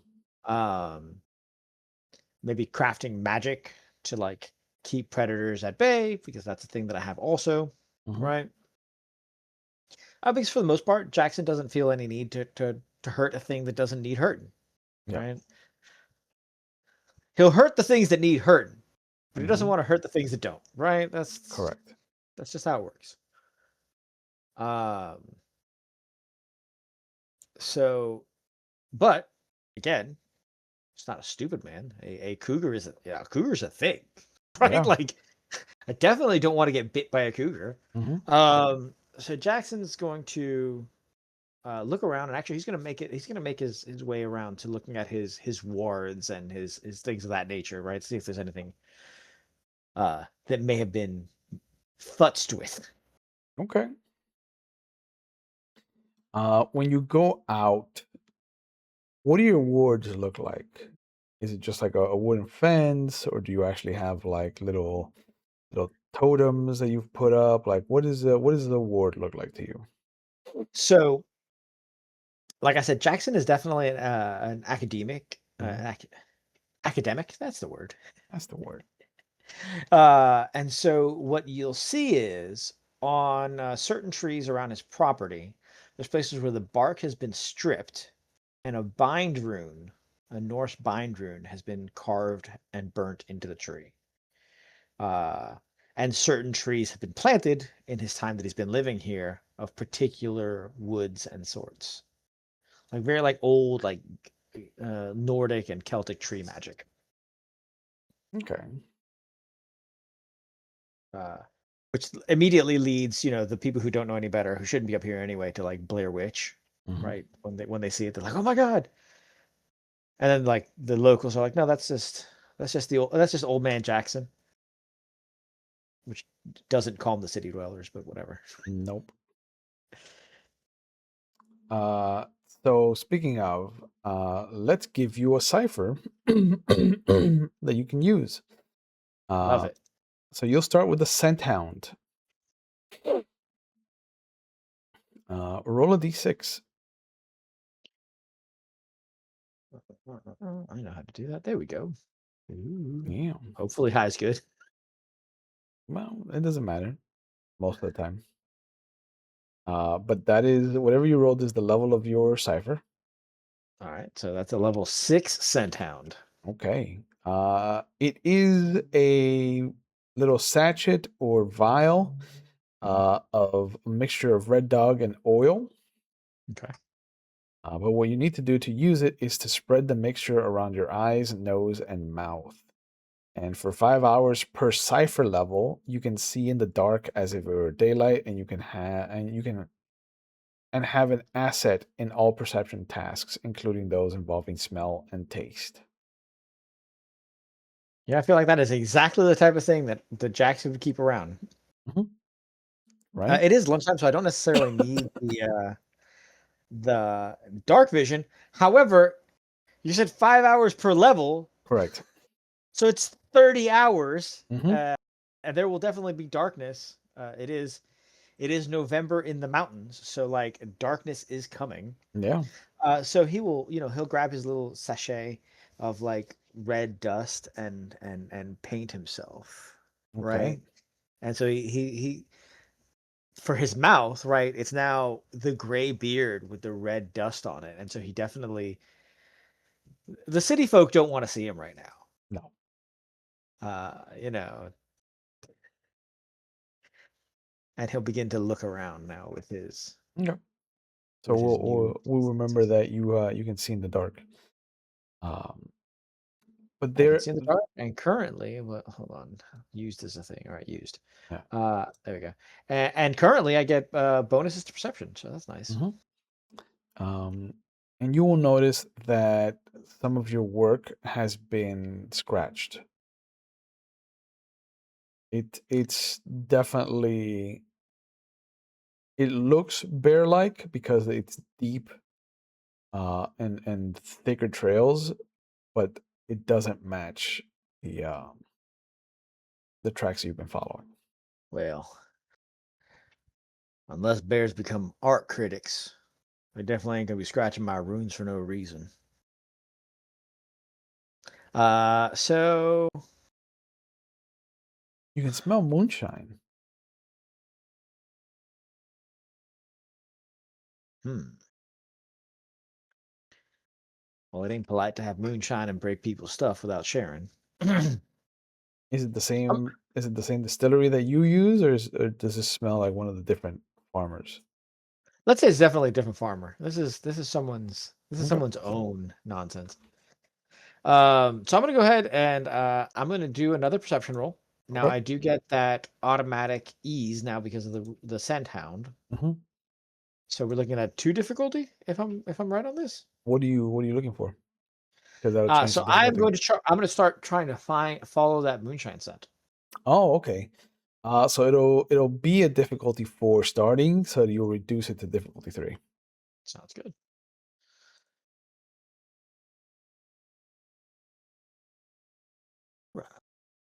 Okay. Bro, I never roll good. This is Another, killer.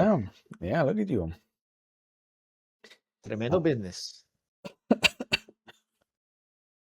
Something about the mixture. It has never failed you.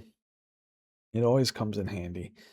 Um, and it has led you to discover things that you normally would not have discovered before. And this time it's no different. You follow the scent and it wafts and gets weaker and then it gets stronger and it brings you down to a fork in the creek. And you will see that the big stone that separates the creek in two, there is a body slumped over it.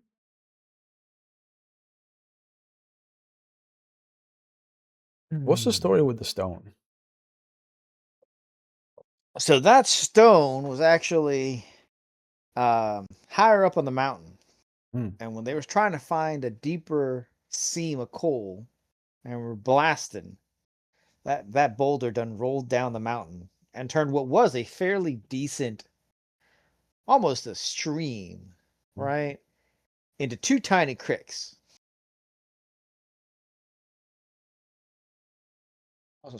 Also squashed a raccoon, but people don't know about that. Yep.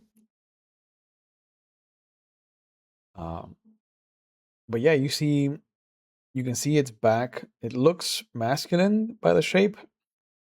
Overalls. Uh, Traditionally, only the right hand side is wrapped over. The left hand side is kind of loose and uh, open, and you can see that there are some of the same similar scratch marks along the side of the body. Um, very little blood though for the So it's not wound. actively bleeding. Mhm. All right. For the wound that you can see, it's not. Uh, it wasn't what killed. Okay. So I walk. I'm gonna go ahead and get closer. Mhm. Uh, walk up to it. It's not breathing, right? You said it's a body. Yeah, As I get closer, can I tell? You know, it's not breathing. all right. So I'm going to go ahead and I'm going to put down my shotgun against the boulder Mhm. and pick up the body, roll it over, Okay, and take a look at it. young man, someone from the town. Um, would you have had any dealings with him, or is this somebody that was in the periphery for you? Let's say, as a young man, let's say that I've definitely seen him out here in the woods before. Hmm. Maybe a couple years back when he was a much younger boy. He got lost while he was hunting, and I helped him find his way back. Yep. You'll hear a short kind of burst of a whistle. That kind of that whistle that you would use when you want to get your kids' Yep. attentions. Yep. The kind of like two finger in the mouth, just sharp, quick, coming from the forest. All right. I quickly grab my shotgun Hmm. and turn and look out to the forest. I'm there. Okay. I'm actually going to pick up the boy. Okay. But come on, boy. This isn't where you need to be resting. And I am going to take him. Let's see. Am I more concerned about him? Am I more concerned about the whistle? I'm gonna take him so he's away from the water and lean Hmm. him up against a tree. I'll make a mental note that I have to come back for him. It's probably cool enough that it's not gonna ferment anytime soon. Yeah. Um, Yeah. and I'm gonna keep trying to see if I can follow that whistle and that moonshine sound. Was it like all more or less? So the Are all moonshine. signs pointing in the same No, the direction? moonshine ends with the boy. Does he smell like the moonshine? Yeah. Oh, why don't you Uh, get yourself drunk and come on up here? but you will notice that as you put him down and kind of start to go back to see where the trail continues, You hear the whistle again. Uh, hasn't moved. It doesn't feel like it's moved. But out of some bushes up the river, you will see this cougar, this fucking mountain lion, just kind of come up, just pound, not pounce, but like pad out, drop its head into the water, lap up some of it, and then just kind of like slowly turn in your direction. I look at it,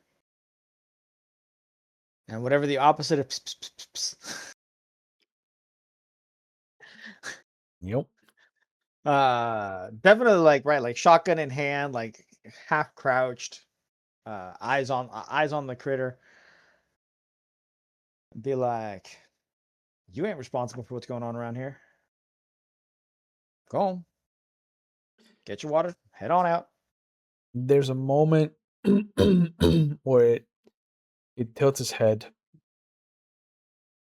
Its mouth is slightly opened. Like a little bit of that wetness from the water coming down. And then it almost looks like it winks at you. And it goes back down to drink some more water. Mm-hmm. All right, I'm gonna take this boy back to his mama. You stay where you need to be. So I walk back over. I pick up the boy The moment and you begin. touch the boy, it growls. I look back at the cat. Well, he don't belong to you. It takes a step towards you.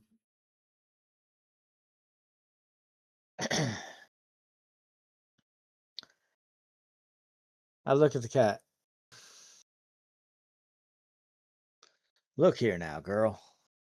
Ain't no reason for you to be taking kids from their mamas. Back away, and we are not going to have to see what buckshot does to cats. You see it take another step closer, but the paw that lands when the step completes is not a mountain lion paw. It is a bear paw. And it just kind of does that mystique ripple from the X-Men as the smaller, lithe kind of leg becomes thicker, blacker. There's just this kind of black bear shape that takes over. You hear a voice, that's mine. And Rurik, my last question to you is: did you enjoy this experience, and did you have fun with Old Gods of Appalachia? Man, I love it. You know, you know that Appalachia is one of my favorite places in the world. Mhm. I would definitely live there if it did not have an excess of ex-wives living in West Virginia.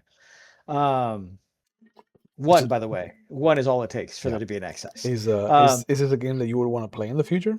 Yeah, man. And I mean, I love the character too. I would definitely get into this. I have not played, despite the fact that I always dress as a late 19th century, early 20th century vintage clothing. I have never been able to play Call of Cthulhu or like a steampunk game. Just nobody, just nobody Well, offers. we'll have to fix that. Uh, I got. There's a list of things that I wanna do a mini series of. mhm. And I think one of them will fulfill your desire. So I Well, will bro, make you know sure. that I am always here to play a miniseries for you. I sadly cannot commit to anything Yeah, for real because yeah, no, I get you. But yeah, man. Thank you for being a part of this. Let me give you a chance to plug whatever you're into. Tell the people where they can find you and what you're up to. So, all right, guys. Mr. Wolfhammer on all socials, Instagram and TikTok. TikTok is mostly video game videos. Instagram is where I'm trying to promote myself as a voice actor. I've been in a couple of audio dramas, The Angel Born in Hell, Legend of the Brothers Floater. Both of them are on YouTube. I am right now narrating my first audiobook. The Ooh. book is already available on Amazon. It's called Trailer Trash of the Apocalypse: Crown of the Holler. It is a lit RPG. If the gods are good, I'll be done narrating that within the next week or two, and then I'll be starting on the sequel because they actually contracted me for both. Nice. Good job. Crown of the Holler and Demon of the Holler, I want to say, is the second one. Okay. The world ends, and a trailer park manager ends up crowned as king. Oh That man, old chestnut. dude, it is. I'll send you some of the prose, some of the way this guy describes things. It's hilarious. Okay. Looking You can forward to find it. me on Backstage as Rurik Wolfhammer or Casting Call Club as Rurik Wolfhammer for all your voice acting needs. Nice. So again, thank you for being a part of this. Thank you to the audience for joining us for this session of character creation. I hope that this has interested you in testing out Old Gods of Appalachia. It is a fun system. I definitely enjoy it. I liked both instances that I have run this game. The several instances that I've run this game. Actually, now that I think about it, it's definitely one of the ones that I would kind of keep revolving around in my top 5. 4th or 5th, because my top 3 are always going to be the same. And I know that you hate West End Star Wars, but that is my main, that's my main squeeze. Oh god, it's so old. It's elegant, man. It's elegant. It's an elegant weapon for us For a more civilized time. from a civilized time. But yeah, as always, we take mental health on the channel very serious. So please, if you're watching live, please know that there are phone numbers going up in our Twitch chat in case you need any help. If you can't, for some reason, get in contact with those numbers or through those numbers, you can always go to findthehelpline.com. The phone numbers and the link will be in the description box if you're watching on YouTube later.